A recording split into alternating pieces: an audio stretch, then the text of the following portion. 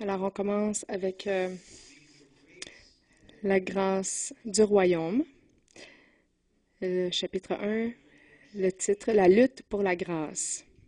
Romains 16, 24, que la grâce de notre Seigneur Jésus-Christ soit avec vous tous. Amen. Alors, l'apôtre Paul prie que la grâce soit avec tous.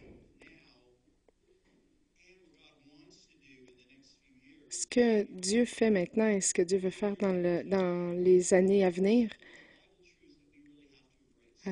pour bien les comprendre, on doit comprendre certains principes du royaume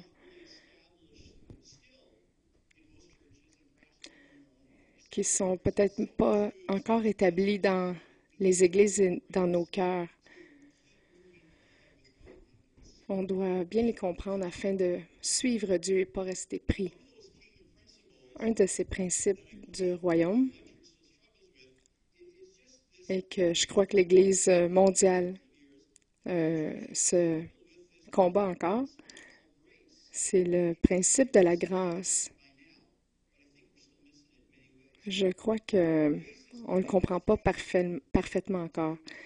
La grâce, c'est un principe qui peut être confus un peu pour certaines personnes.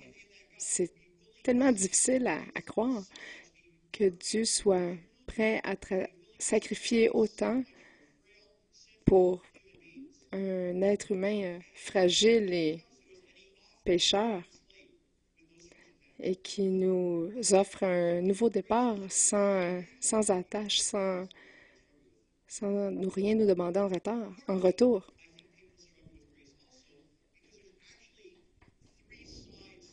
Il y a trois côtés à la grâce.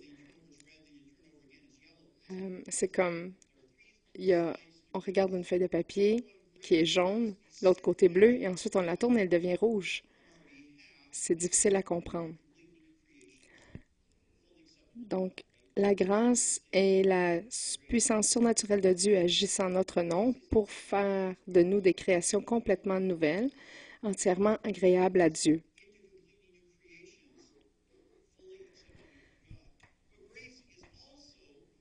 La grâce, c'est aussi la puissance surnaturelle de Dieu qui nous permet de surmonter tout ce qui vient contre nous. Par la grâce, nous sommes victorieux. Nous sommes plus que conquérants. Et la troisième côté de la grâce, c'est aussi la puissance surnaturelle de Dieu qui nous permet de toujours réagir de façon compatible avec le caractère de Dieu.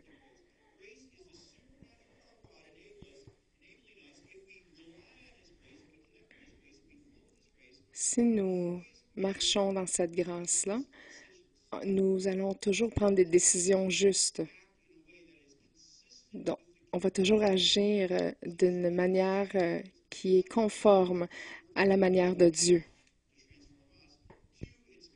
Donc, la grâce, c'est la puissance surnaturelle qui nous fait de nous des créations complètement nouvelles, qui nous permet de surmonter tout ce qui vient contre nous et qui nous permet de réagir de façon compatible avec le caractère de Dieu.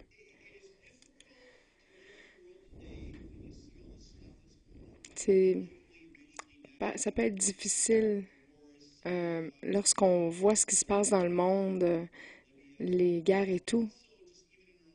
Ça peut être difficile de tolérer ces choses-là, les guerres. Mais Paul dit que ces choses-là, on doit s'y attendre. La violence et la guerre. Regardez dans 2 Timothée 3, versets 2 à 5. Car les hommes seront égoïstes, amis de l'argent, fanfarons, hautains, blasphémateurs, rebelles à leurs parents, ingrats, irréligieux, insensibles, déloyaux, calomniateurs, intempérants, cruels, ennemis des gens de bien, traîtres, emportés, enflés d'orgueil, aimant le plaisir plus que Dieu, ayant l'apparence de la piété, mais reniant ce qui en fait la force. Éloigne-toi de ces hommes-là. C'est le monde dans lequel nous vivons, malheureusement.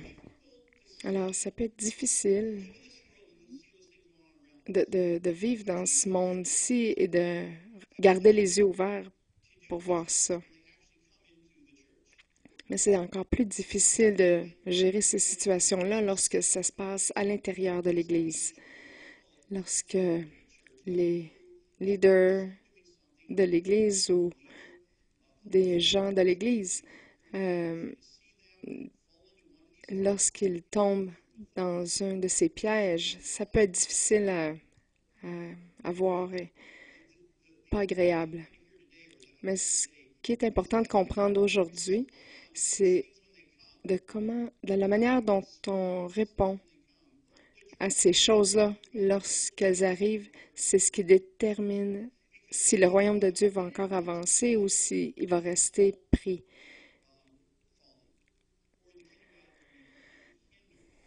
Le royaume de Dieu, l'influence que ça a sur le royaume de Dieu, la manière dont on réagit va être grande.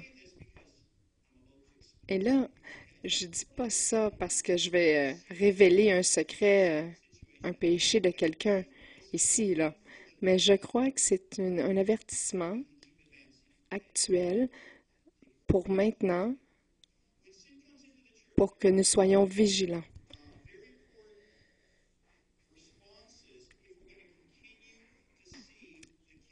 Nous avons deux réponses essentielles quand le péché arrive. Numéro un, le malfaiteur doit assumer la responsabilité de leur choix. On ne peut pas dire, ah, le diable m'a fait agir, m'a fait faire ça.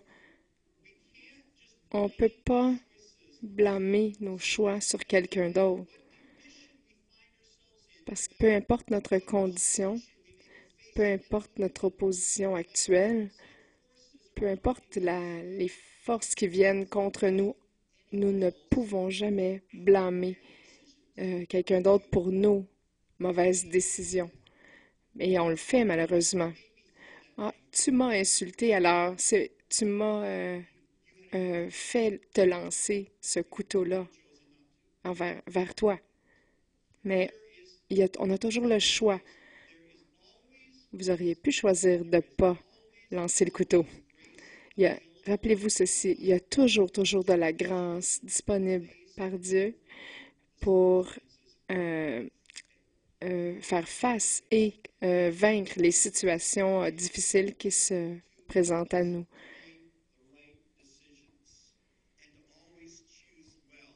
Et de toujours faire les bons choix et ensuite de laisser le Seigneur combattre pour nous. Il y a toujours de la grâce disponible. Je crois qu'on a touché ce sujet-là la semaine dernière aussi. Les gens qui nous critiquent et qui parlent contre nous peuvent euh, augmenter le mal qui nous est fait. Mais quand même, le choix final de notre action est notre responsabilité. Alors, pour continuer d'avancer, nous devons prendre la responsabilité pour nos choix. Il y a tellement d'applications, il y a des milliers d'applications sur nos attitudes, nos réactions, nos comportements, notre style de vie, mais on doit en tenir compte. La deuxième réponse essentielle quand le péché vient, c'est que nous, comme tout un chacun, nous devons répondre correctement aux malfaiteurs d'une manière qui est compatible avec le caractère de Dieu. Donc, quand quelqu'un fait un péché, nous devons immédiatement faire trois choses. On doit prier pour la restauration du malfaiteur. Nous devons passer par-dessus l'offense qui nous est causée, le mal que nous ressentons, et prier pour la restauration. Pas prier pour que Dieu les attrape ou les écrase, mais prier pour qu'ils soient restaurés. Numéro 2. J'ai entendu quelques prières là-dessus, là. C'est pour ça que j'ai dit ça. Rappelez-vous, la grâce et la puissance surnaturelle de Dieu qui travaille en nous, qui nous donne l'habilité de répondre de façon compatible avec le caractère de Dieu.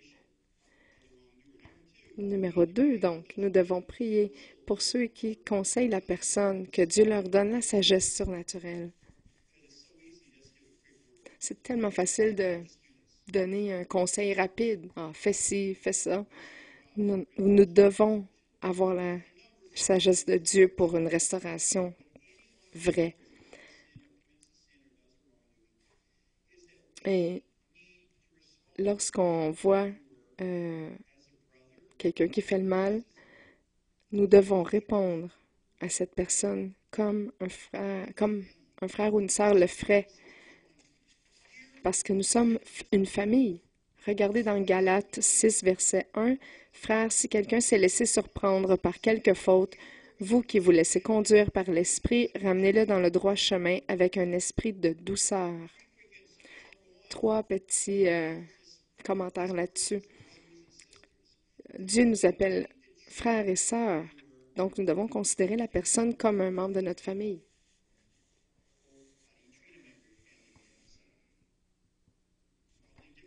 Comment vous traitez les gens de votre famille lorsqu'ils font une erreur? C'est sûrement différent une manière différente que les gens de votre famille immédiate, mais nous devons agir de la même façon envers eux.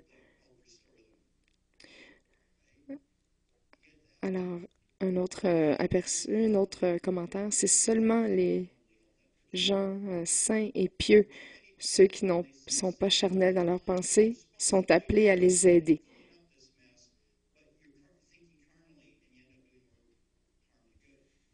Si on pense avec la chair, on peut faire plus de mal que de bien. Alors, c'est risqué. Ensuite, finalement, notre réponse doit être pour la restauration, pour les aider doucement et humblement se remettre sur le bon chemin. Faire attention de ne pas les faire rechuter. Mais c'est beaucoup plus facile pour la personne qui a fait le mal de prendre responsabilité si nous agissons tous de la même manière qui est juste et compatible avec le caractère de Dieu. C'est beaucoup... le malfaiteur va être sur la défensive et va mettre le blâme sur quelqu'un d'autre si on l'accuse de toutes parts.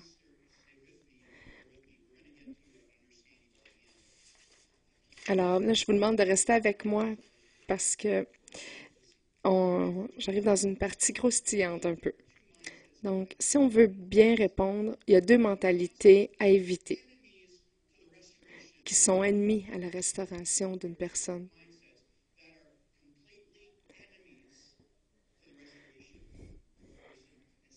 C'est difficile pour une personne de venir à la restauration si nous nous agissons des 2 manières que je vais expliquer ici. Regardez dans Marc,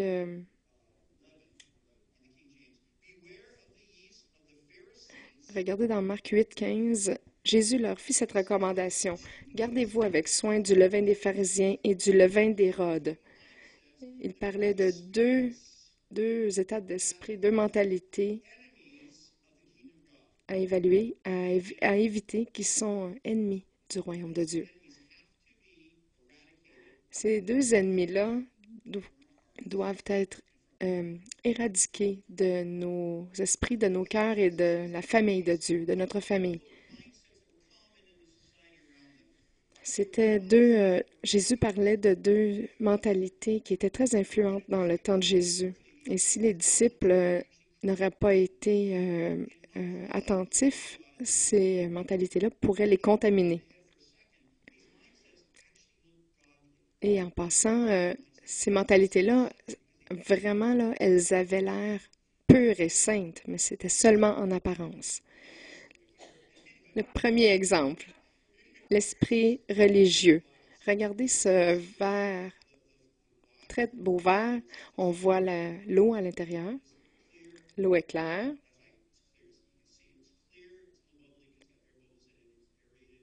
C'est aéré, c'est une belle eau et je sais que ça va goûter bon. C'est confirmé.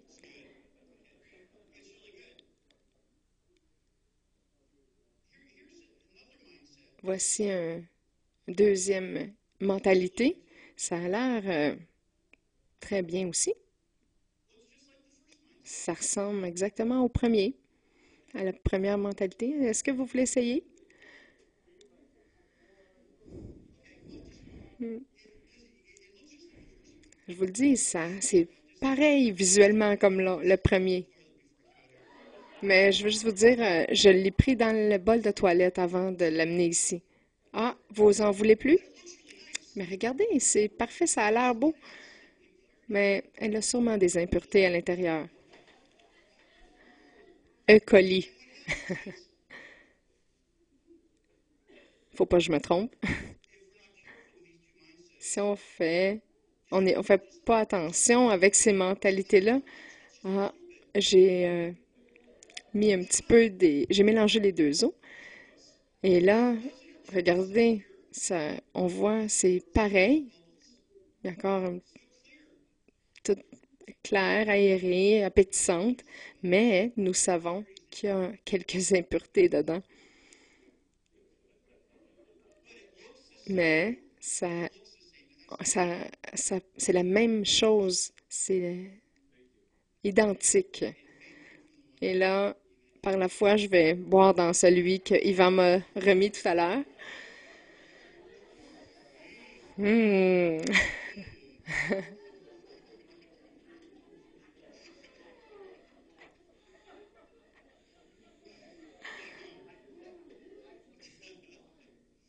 Bon, alors je vais survivre. Bon. Alors, ces deux mentalités-là sont comme des contaminants qui viennent dans notre pensée, dans l'Église. Et parce que ça a l'air correct encore, on entre dedans, pieds joints, et ça nous contamine et avec des impuretés.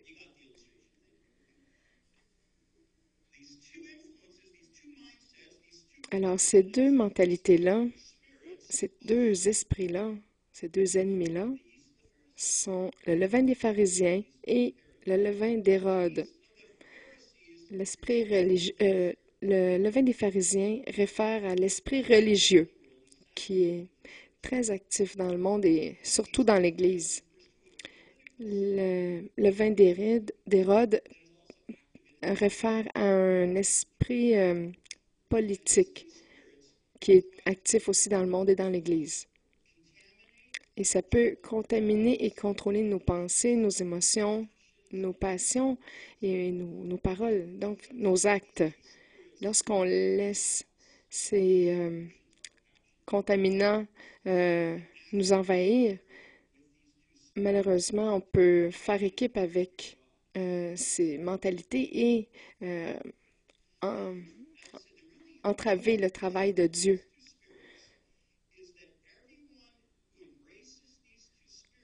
Quiconque embrasse et acquiesce à ces mentalités-là pense qu'il est complètement dans le droit chemin. Et même, ça a l'air, les autres peuvent voir aussi, et on semble voir que vous êtes dans le bon chemin aussi.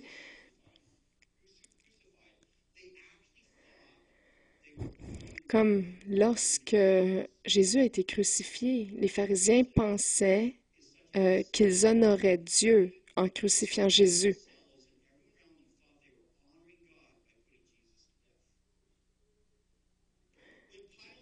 Quand Ponce Pilate, on va parler de l'esprit politique, lorsque Ponce Pilate a relâché Barnabas au lieu de Jésus, il pensait que c'était une décision politique sage.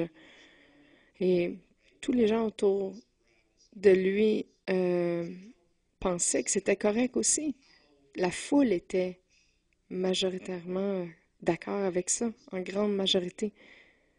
Et difficile de discerner ces deux mentalités qui sont ennemies au royaume de Dieu. Parce que le royaume de Dieu est tellement à l'avant-garde qu'il va toujours à contre-courant de la société. Si vous n'êtes pas à contre-culture, il y a danger que ces mentalités-là vous attrapent. Donc, je vais vous définir un petit peu plus en détail les deux mentalités. Pour l'esprit religieux, nous devons parler du confessionnalisme. On ne parle pas des dénominations de l'Église, comme des mouvements de l'Église ou des séparations entre les types d'Églises. Mais le confessionnalisme, en général, c'est une mauvaise chose en soi. Elles ont été formées à l'origine parce que les gens ont remarqué qu'ils croyaient certaines choses en commun. Donc, nous croyons à la même chose, formons un groupe pour faire la promotion de notre doctrine ensemble. Alors, nous allons être d'accord sur les mêmes principes. Alors, on peut mieux protéger la pureté de cette doctrine. Alors, c'est nous qui avons la vérité. On va former un groupe pour protéger cette vérité que nous croyons. Mais le problème qui arrive, c'est que lorsque la base de nos relations est doctrinale, enracinée dans la doctrine, on doit rejeter tous ceux qui ne sont pas d'accord avec cette doctrine.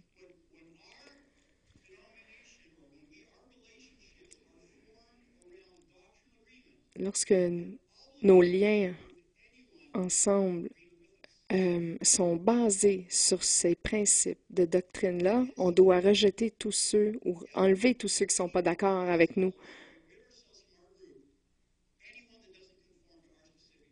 Rejeter tous ceux qui ne sont pas conformes à nos doctrines et nos principes. Alors, ce système-là de confessionnalisme est défectueux et le sera toujours parce que l'unité n'a jamais a eu pour but d'être d'accord sur la doctrine. Elle doit être basée sur le travail de l'Esprit Saint qui nous transforme en une famille. Regardez dans Éphésiens 4, verset 3, « Efforcez-vous de conserver l'unité que donne l'Esprit dans la paix qui vous lie les uns aux autres. »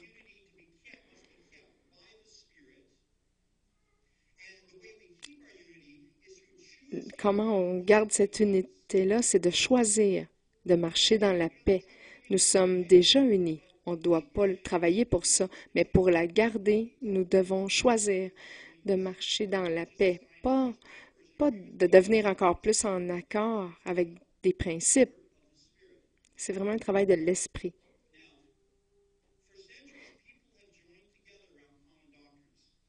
Donc, l'unité de l'esprit, l'unité doit être basée sur le travail de l'esprit agissant en nous pour faire de nous une famille unie.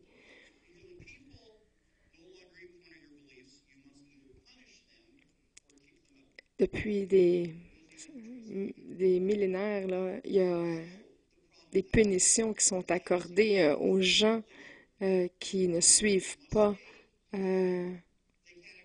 marchent pas dans les principes de la confession, de la dénomination. Si vous êtes catholique et vous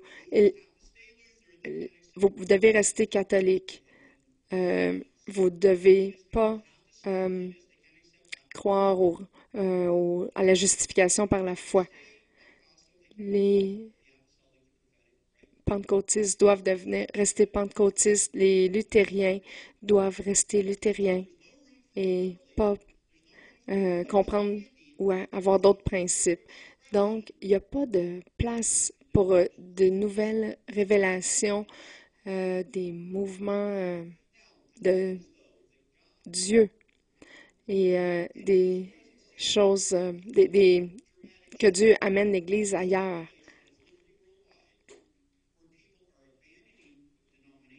On voit ça, des mouvements mondiaux, des gens qui abandonnent la dénomination et qui bougent vers la famille.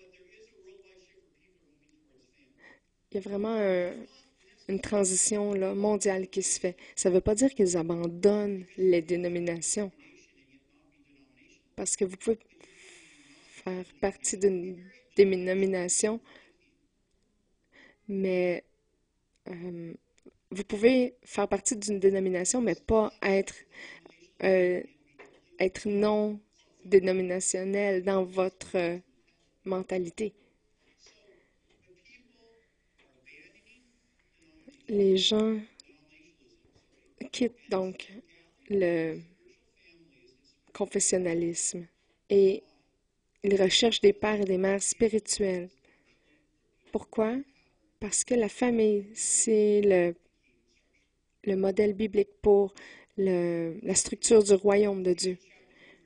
Regardez dans Éphésiens 3, versets 14-15, « Je plie les genoux devant le Père de notre Seigneur Jésus-Christ, de qui toute famille dans le ciel et sur la terre tient son nom. »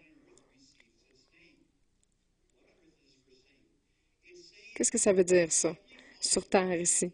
Ça veut dire que notre Père dans le ciel, c'est celui qui donne nom,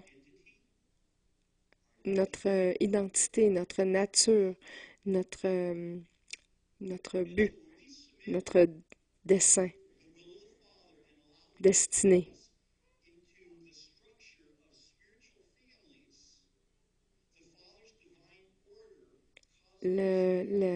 L'ordre du Père nous permet de développer notre nom de famille en tant que groupe, ici, famille de l'Église, et aussi en tant qu'individu, notre destinée à nous, notre identité personnelle, pour nous permettre de développer la nature de Jésus en nous et accomplir notre destinée sur la terre. Mais on doit plier, donc, pour accomplir ça, on doit plier le genou devant le Père de notre Seigneur Jésus-Christ. Jésus qui représente le cœur du Père.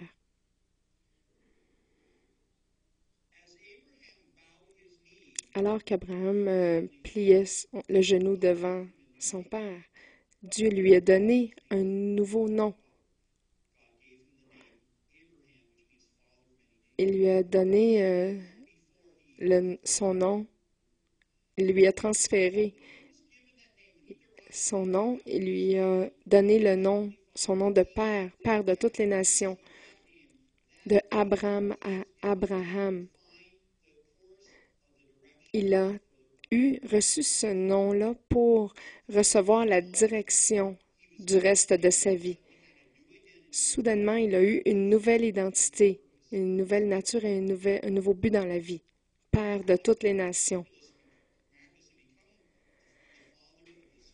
Ça lui a permis surnaturellement de devenir le père des Israélites et de remplir sa mission, de devenir une bénédiction pour toutes les nations, simplement par pliant le genou devant le Père et de tirer son nom de son Père. Alors que nous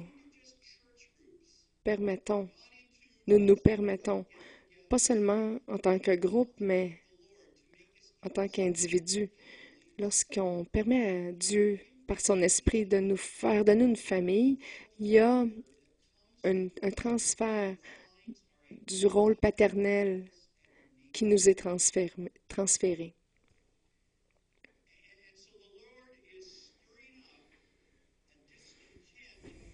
Et ça a brassé vraiment ça a brassé du mécontentement dans certaines personnes. Oui, parce que oui, il y a certaines valeurs auxquelles nous devons adhérer, mais il y a les batailles entre les églises. C'est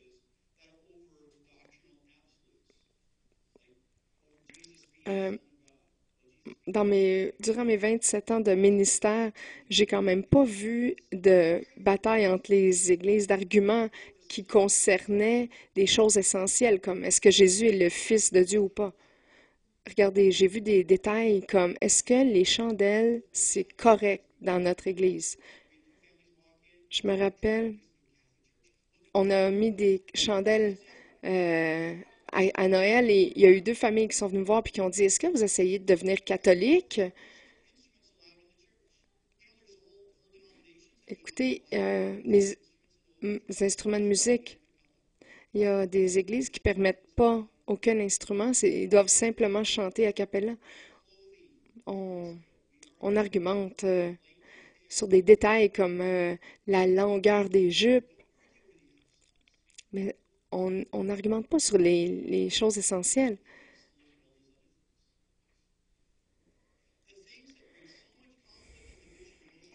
La plupart des divisions et conflits entre les églises, c'est aussi par rapport à est-ce que Jésus va venir avant les tribulations, pendant les tribulations, après, quand est-ce que Jésus va revenir? Ça, c'est... Pourquoi est-ce que ça, c'est important de comprendre là, aujourd'hui, ce matin? Parce que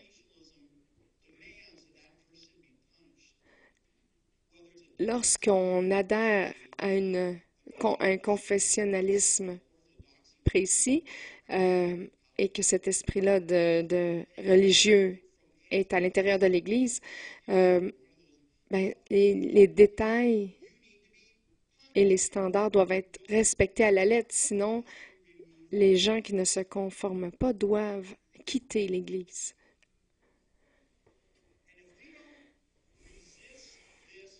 Et si on ne combat pas et résister à cette mentalité-là, qui doit punir le frère qui nous offense, on ne pourra pas opérer par la grâce de Dieu. Et nous allons bâtir les valeurs de nos enfants d'une manière qui va leur transférer cet esprit religieux-là, au lieu d'un esprit d'adoption où Dieu est notre Père et dont nous sommes les enfants. Donc, il faut éviter ces esprits de pharisiens-là parce que ça crée un esclavage pour les prochaines générations. Et c'est pour ça que nous devons gagner la bataille pour la grâce. Parce que nous allons entraver le travail du royaume de Dieu si nous ne combattons pas effectivement ce, cet esprit religieux-là. Regardez Matthieu 23, verset 13. Malheur à vous, scribes et pharisiens hypocrites, parce que vous fermez aux hommes le royaume des cieux, vous n'y entrez pas vous-même, et vous n'y laissez pas entrer ceux qui veulent entrer.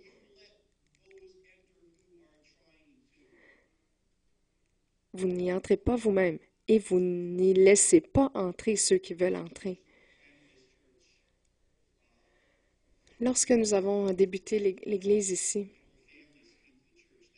il y a quelques familles qui sont venues et qui avaient un esprit de confessionnalisme. Écoutez, pas de chandelles, pas d'arbre de Noël. On a dû négocier pendant 2 heures pour avoir un petit arbre de Noël dans le coin de la salle. Ça pouvait pas être sur le devant. Mais écoutez, c'est un arbre stupide, un simple petit arbre. Ma, ma fille, une de mes filles aime tellement danser pendant le service devant le Seigneur. À chaque fois qu'elle dansait, ils avançaient et venaient mettre leurs mains sur son épaule. C'est mauvaise fille.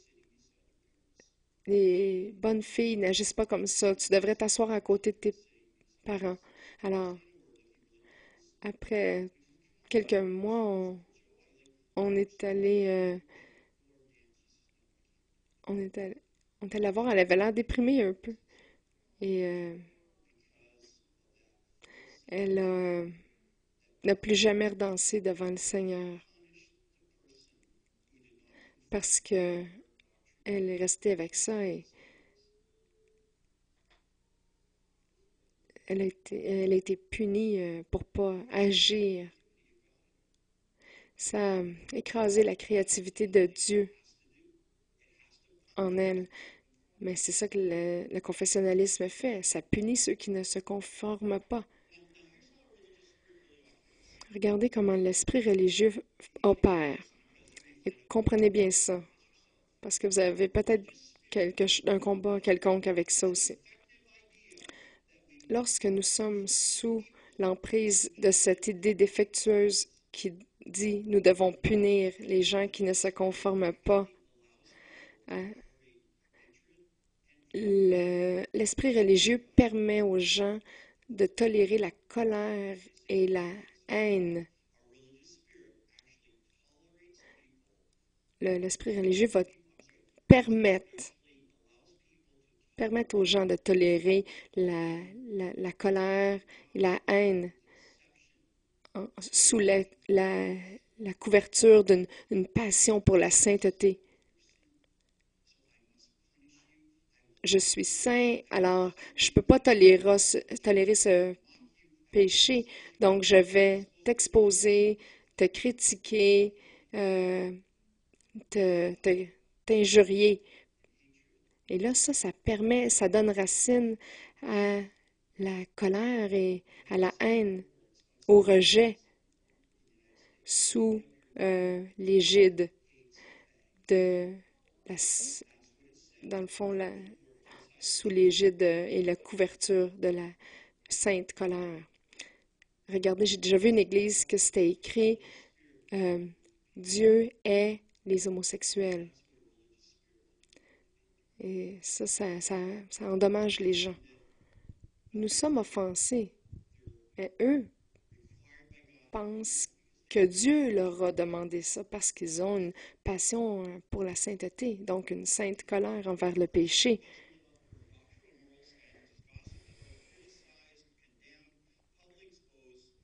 Donc, les gens peuvent donc être, dans ces cas-là, humiliés publiquement. Et ces manifestations-là de colère sont tolérées parce qu'elles sont une expression d'une sainte colère. À travers l'histoire de l'Église, l'Église a fait deux erreurs qui, qui ressortent un petit peu. Deux types de réactions au péché. Le cacher sous le tapis est la première. Donc, vu que c'est une grosse église, Dieu les bénit, alors ils doivent être corrects. Mais non, c'est seulement la grâce de Dieu. C'est pas une validation de leur caractère moral. Mais à cause que nous justifions cette personne, ce ministère, et passons par-dessus, il y a un point où on doit se questionner sur la personne. Exemple, quelqu'un qui a été divorcé 4 fois. Bon, écoutez, on peut peut-être comprendre un, mais là, il est divorcé 4 fois. Ah, mais là, Dieu l'a tellement utilisé. Est-ce qu'on peut le mettre en leadership de notre Église? Écoutez, moi, personnellement, j'ai problème avec ça.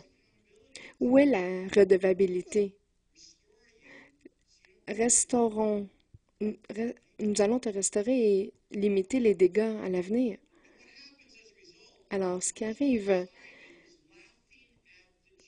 En conséquence, c'est que la société rit de l'Église et ne la trouve pas crédible. Et nos enfants euh, voient que la performance est plus importante que le caractère interne pur.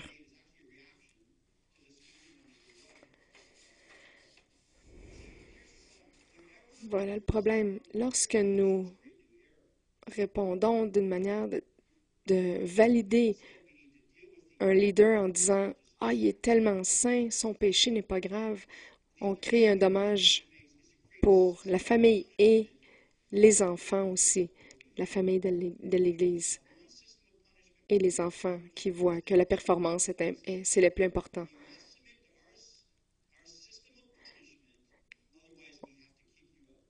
Et si vous vous soumettez pas... OK, la deuxième manière que le confessionnalisme réagit au péché, il punit. Un système en 5 étapes de punition. Le confessionnalisme exige une séparation de toute erreur afin de prouver notre dévouement à la réalité. Peu importe le nombre d'années qu'on a été amis, qu'on a servi avec loyauté de l'Église, les gens, si on a péché, doivent se séparer de nous parce que ça prouve qu'ils restent purs.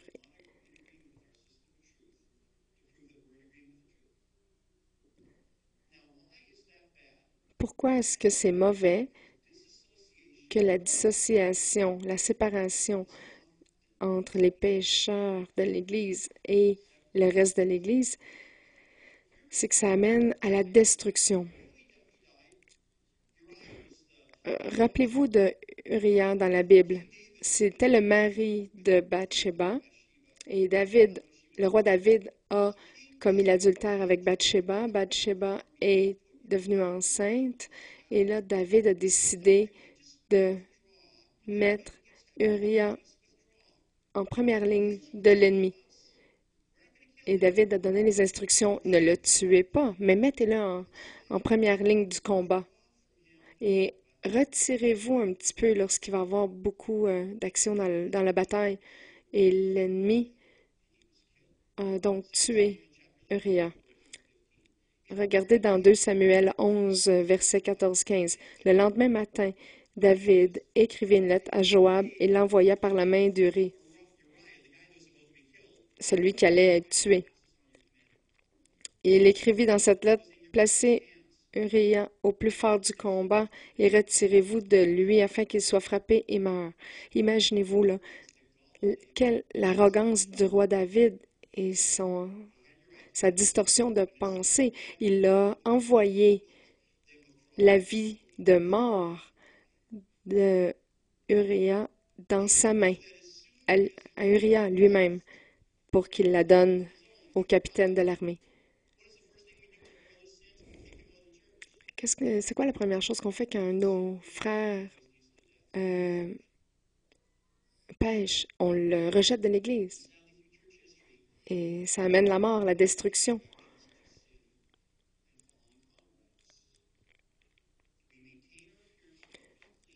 Ça maintient l'apparence d'être resté propre en lavant nos mains de cette personne-là. Et là, on dit, regardez ce que cet homme mauvais a fait. Et nous nous retirons de lui.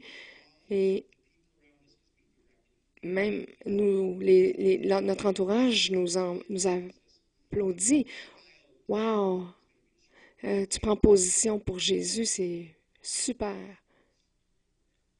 Tu es vraiment contre le péché. Mais lorsqu'on s'éloigne et on les rejette, et lorsque nous les laissons combattre seuls, c'est presque assuré qu'on vient de sceller leur destin vers la destruction et la mort.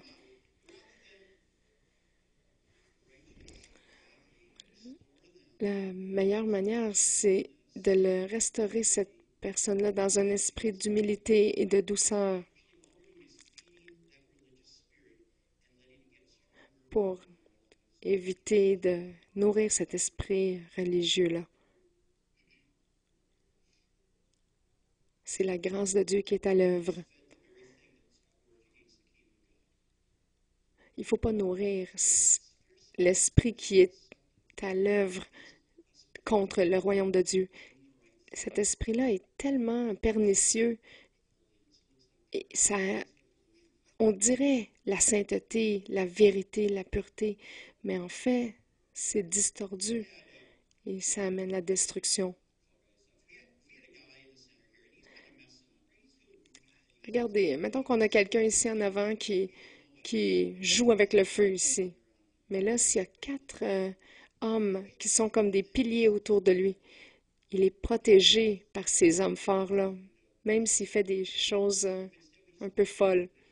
Mais si on s'éloigne de cet homme-là, là, il est ouvert de tous côtés. Il est exposé aux attaques de tous côtés. Personne ne peut le protéger. Alors, comment est-ce qu'on peut combattre cet esprit religieux-là? On est bientôt terminé. Parce que je veux vraiment faire un point important là-dessus. C'est tellement une illusion que c'est facile de justifier, se justifier et de parler contre ces gens-là, d'essayer de les punir de différentes manières, sous un déguisement de marcher dans la vérité et dans la pureté.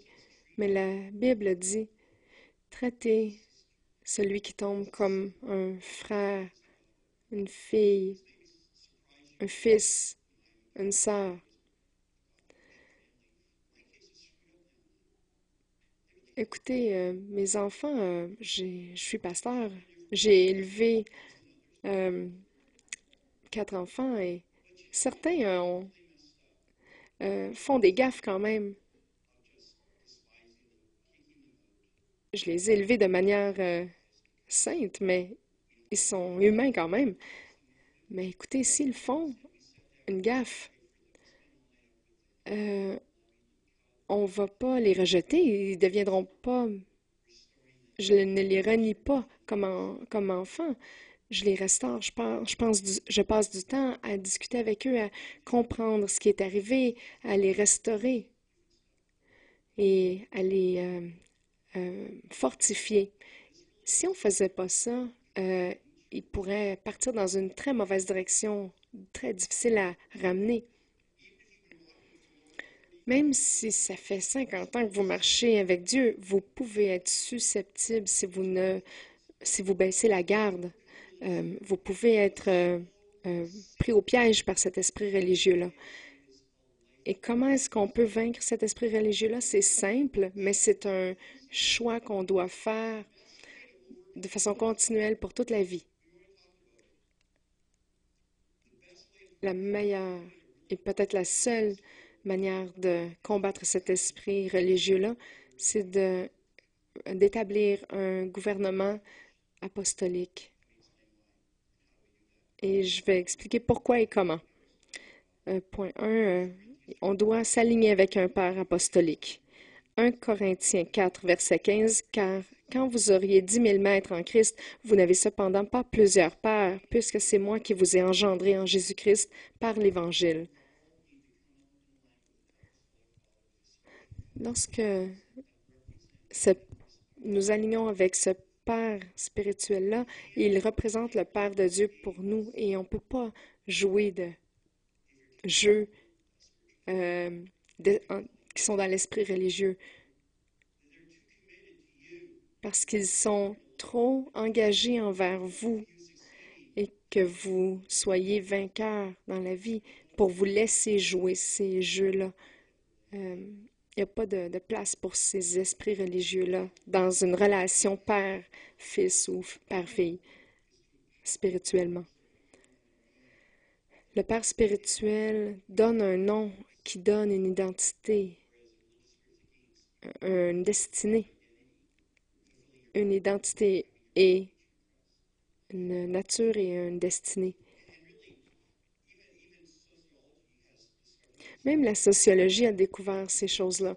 L'identité et la destinée doivent être faits par le Père et non pas par la mère. La mère donne le sens de sécurité et d'amour, mais l'identité et même l'identité sexuelle, tout ça c'est trouvé par le Père. C'est établi dans les enfants par le Père. Donc, pour vaincre l'esprit religieux, on s'aligne avec un Père apostolique, un Père spirituel. Et un deuxième point, c'est de devenir une famille spirituelle, nous permettre de devenir une famille spirituelle. Parce qu'il n'y a pas de place pour cet esprit-là religieux dans une famille, parce qu'on est réel, on est vrai, on s'engage l'un envers l'autre. On n'essaie pas se, de se battre pour une position dans la famille ou de compétitionner un envers l'autre. Une vraie famille protège les individus plus que les doctrines. Ça protège les individus, ça les donne de la force pour accomplir leur destinée. Encouragement, amour. Dans une famille, lorsqu'il y a un fils qui pêche, vous avez encore un fils. Il est toujours votre fils, il va toujours le rester. Et aucun esprit religieux peut venir envers le fils. Vous êtes engagé envers ce fils-là, même si ça va le mettre au défi ou le rendre inconfortable pendant un certain temps, parce que le but ultime est la restauration.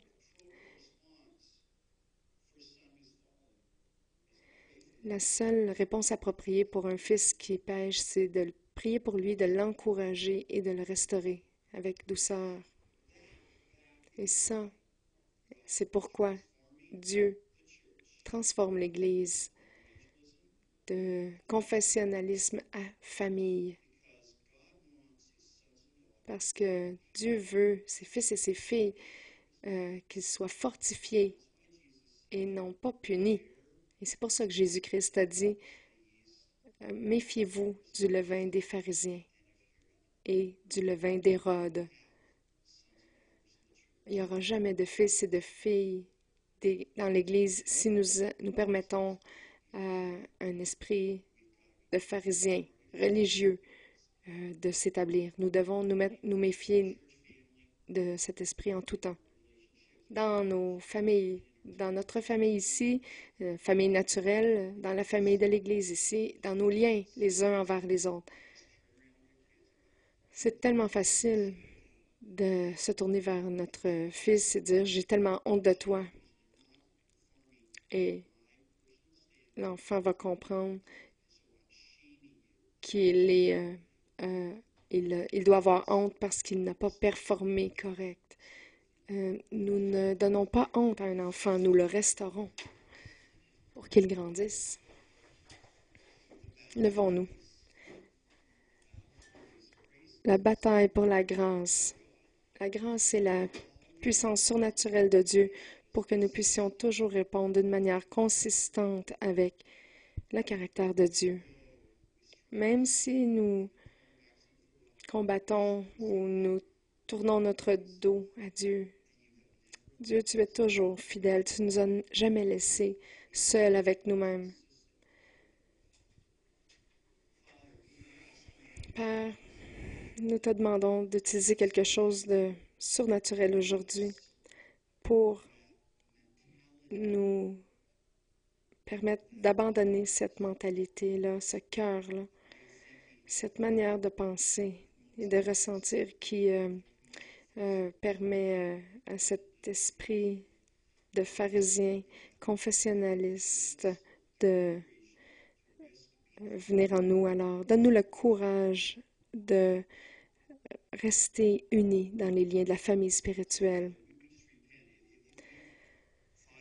Père, nous nous repentons aujourd'hui si cet esprit nous triture le cœur, nous démange. Nous te demandons, Père, de nous nettoyer et de nous pardonner de cet esprit. Nettoie-nous de toute trace de cet esprit religieux-là, cette mentalité. Nettoie-nous et restaure-nous maintenant complètement. Et Seigneur, aide-nous aussi à avoir le courage et la passion, pas pour respecter notre code d'éthique, mais une passion pour élever des fils et des filles spirituels, pour que nous soyons une famille spirituelle forte. Aide-nous. Permets-nous d'avoir des pères spirituels dans nos vies en qui nous pouvons avoir confiance, eux qui ont nos meilleurs intérêts à cœur. Et lorsqu'ils nous confrontent ou nous mettent au défi, nous n'allons pas nous justifier. Nous allons prendre responsabilité pour nos propres actions, pour nos actions, pour nos motivations, et nous allons marcher avec cette famille réelle, vraie. Père, merci d'accomplir ce travail de grâce en nous et donne-nous le courage de devenir une famille, de nous traiter tout un chacun en tant que famille. Père, aide-moi à être formé, prendre part à cette famille spirituelle, que mes frères et sœurs puissent faire partie de cette famille spirituelle unie. Protège nos cœurs à tout prix contre ce levain des pharisiens. Garde notre cœur, protège notre cœur. Nous prions dans le nom de Jésus. Amen.